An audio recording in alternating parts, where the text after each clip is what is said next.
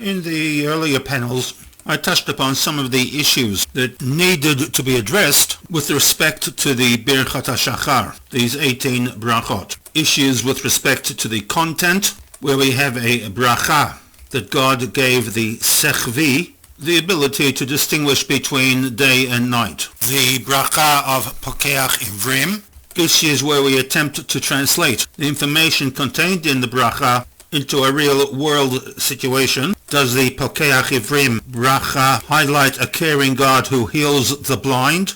Is this a macro-type bracha that God has given mankind the ability to see? Or is this a personal bracha that God has given me, the one making the bracha, the faculty of sight? This, as we noted, raises the question as to whether or not a blind person makes this bracha as part of his or her Birchat HaShachar.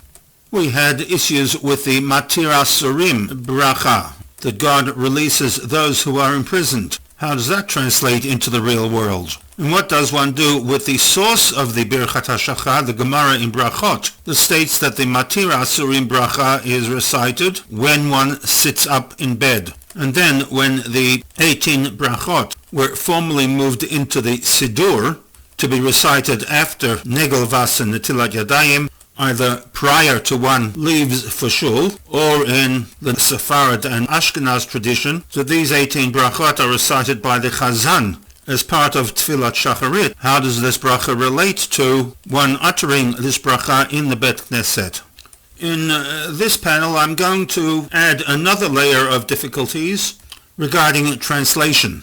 The old RCA Sidur and the Chabad read the Kefoofim as those who are bowed down, and God is Zokef Kefoofim, he raises up those who are bowed down. The Koran Sidur, Kefoofim, refers to people who are bent, and God straightens these people. While Reb Zalman Shechter, in the Sidur that he created for the Jewish Renewal Baal Tshuva movement, places a personal spin onto this bracha for helping me stand upright. All three options are valid translations, some close to the literal, others closer to the spirit of the bracha. But then when we take a closer look, one begs the question as to who are the Kefoofim, people who are bowed down, who are the people who are bent, are they people who are broken? And type in the word broken into an internet search and you have pages upon pages.